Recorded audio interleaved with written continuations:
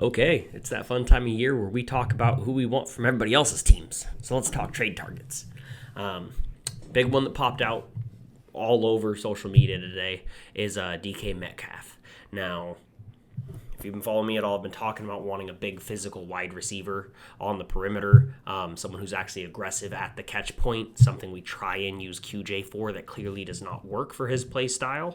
And I would love to get a big, physical, fast, true X receiver like DK Metcalf on this team. I would be very happy with this trade.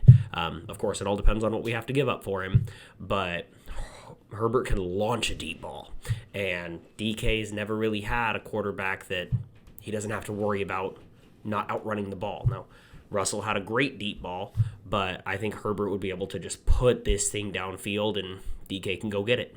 QJ and Ladd can rotate inside and out. I love the idea of using QJ as a big slot.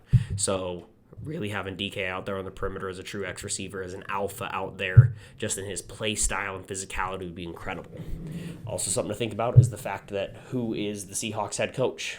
Mike Macdonald. So the relationship between the Harbaugh family and him, and Minter to some extent, and him, and Joe Ortiz and Macdonald, like there is absolutely a leg to stand on with this trade deal. It just depends on what we have to go out there and give up to get him.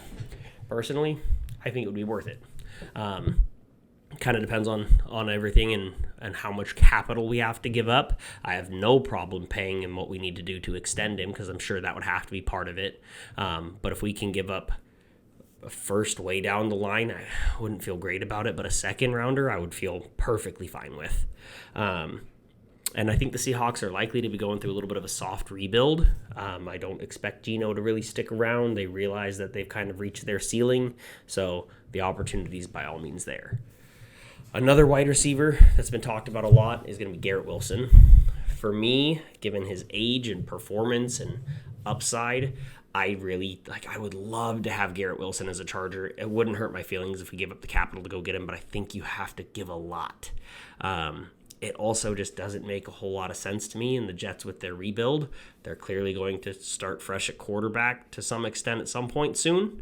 So having a legit number one wide receiver makes sense. I would be surprised if they moved off of him instead of probably Roger and Devontae. So I don't know. Paying the contract for him doesn't bother me at all either. But I do think you're going to have to give up a lot of capital to go get him. But don't get me wrong, wouldn't be sad to see it happen. However, one player that I would love to see us go get is actually Garrett Wilson's teammate, and that's Breece Hall. I just don't think Breece Hall lines up with their timeline. I really think that they're realizing that they're in a soft rebuild here. I mean, maybe they go trade for Kirk Cousins and try and expedite this process, but I would be surprised. I really think that a running back that they're going to have to pay soon with the injuries that he's had doesn't necessarily make a whole lot of sense for the Jets, but it does make sense for a team like us. That absolute physicality, but also a ton of explosiveness from Breece Hall, I think would match really well. He's J.K. Dobbins on crack, on steroids, sorry. I think he would absolutely fit great with this team. Likely less expensive to trade for, too, because he is a running back. I mean, let's be honest. The market is what the market is. Whether that's justified or not, I think it would be a great fit in our team. Another one I'm going to mention, because I still think he has so much upside, is Kyle Pitts. I wouldn't be surprised if the Falcons let him go, but I don't think that they do. I don't think that Kyle Pitts fits really in our roster construction. I don't feel like he's a Harbaugh guy. They want a tight end that's going to get down and dirty and physical in the run game and blocking. I don't think that that's necessarily Kyle Pitts, but I will forever hold out hope that Kyle Pitts will somehow be a Charger. But even if he does get traded to a team that's not the Chargers, hopefully that does happen for a decently low value, so it opens up room for this guy, which is Mark Andrews. Obviously, I don't want to give up a lot for Mark Andrews. Obviously, he's an aging veteran. We saw the wear and tear on him this year. He did not look like the same old Mark Andrews. But he's still an excellent receiver. He's still an excellent run blocker. We obviously have the relationship between the Ravens and the Chargers here. If you hadn't noticed, that's a thing. And I just think that it would be absolutely be an excellent veteran tight end to bring in and coach whatever rookie tight end we get. Let's not forget, whatever guy we get out there in the draft, if we do get Loveland or Warren or even Harold Fannin, they're still rookies. And so obviously we would hope that they perform, especially if we get one of the first two guys. But bringing in a veteran to play that role makes a ton of sense. Plus, both Stone Smart and Tucker Fisk are both going to be free agents this year. So we really only have Disley at tight end. So drafting one for one and trading for one makes sense to me if the price is right. His contract isn't too bad this year. We could easily take it on. And he's just a true veteran leader to get out there, as well as depth and an immediate best tight end on the roster. So I would love to get Mark Andrews over here if we can get him at the right price. I've seen a lot of possible cut candidate for Mark Andrews. I just don't see it. He's just done too much for the Ravens, and there's just going to be too much of a market for him for teams that are using for that little bit of a lift at, $10 million a year, $11 million a year, whatever his current contract is. And last but not least, not the flashy signing trade that everybody's hoping for, but one that I think would be really fun for the Chargers is Mazi Smith.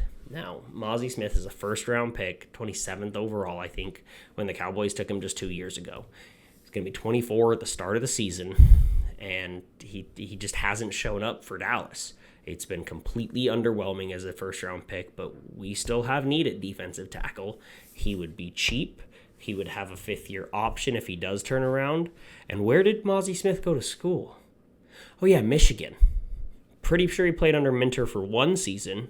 Definitely recruited and played for Harbaugh, obviously. And he had a pretty damn good career out of Michigan if he was able to get drafted in the first round. So he's been very underwhelming in the NFL. I think a change of scenery and change of scheme would be good for him. Dallas is likely going through a head coaching change. They might want a little bit of fresh blood in there. They might want to put some tools in the tool belt. They've got a lot of contracts that they're going to be paying. Getting another pick to be able to kind of freshen up their rebuild and get some younger, cheap guys on there. Now, obviously, Mazi Smith already is cheap, but I just wouldn't be surprised to see Dallas go in that direction. So those are kind of my top 6 guys that I'm looking at. I'm going to say top 5 because I'm not really looking at Kyle Pitts, but, never going to give up hope. But yeah, let me know what you guys think. Let me know who your favorite out of this bunch is and who you think is the most realistic, and we'll see where the day takes us. Either way, at least we're in a situation now where we have a GM who, might actually be willing to make a trade, not just kind of a waiting and seeing what happens like we had with old Coupon Tom. So let's go, baby. If you liked this video, please give me a follow on Twitter or X at Erdman Chargers, shown on the graphic here, or subscribe to my YouTube channel at Nature's Calls Pod.